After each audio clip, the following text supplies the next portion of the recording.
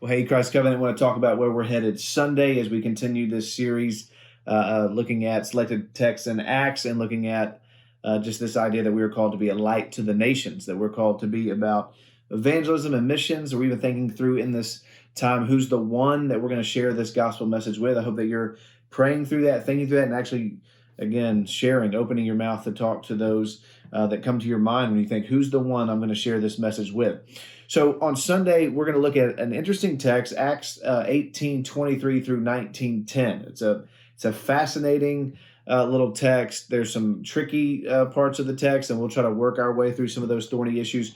But really, it's a just a portion of Scripture that's heavy about the importance of the Word and heavy about the importance of discipleship. We think about this idea that we want to saturate the world with sound doctrine. One of the things we want to do in evangelism and missions is we want to show the world there is a more excellent way, and the more excellent way is very clearly revealed to us in the Scriptures. And so we want to be really mighty in the Word. That's the language that's used of Apollos there, particularly in the NASB, but he's called mighty in the Word, and we want to be mighty in the Word. We want to be mighty in the Word for ourselves, for the good of our own lives. We want to be mighty in the Word also for the good of others, and we want to be mighty in the Word for the good of the world. And so there's going to be this wonderful passage that's going to emphasize the importance of the Word and emphasize the importance of discipleship. And there's going to really be about four different people that we're going to see having a ministry of the Word and having this ministry of discipleship. One of them is going to be Apollos, this man who it is said is an eloquent man. He's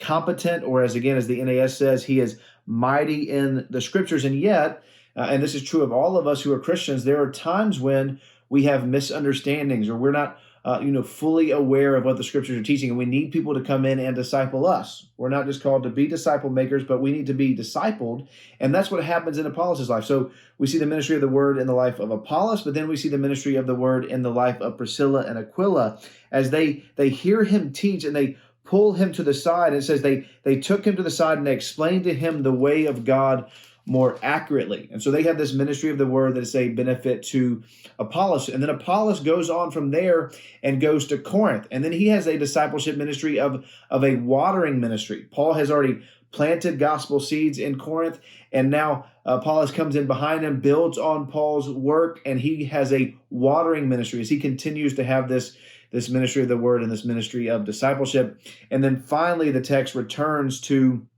the Apostle Paul, as he will return, as he promised, to Ephesus. He will set up shop in the hall of Tyrannus, and he's going to teach there as well. So he's going to have a ministry of the Word for the good of a group of people who only know the baptism of John.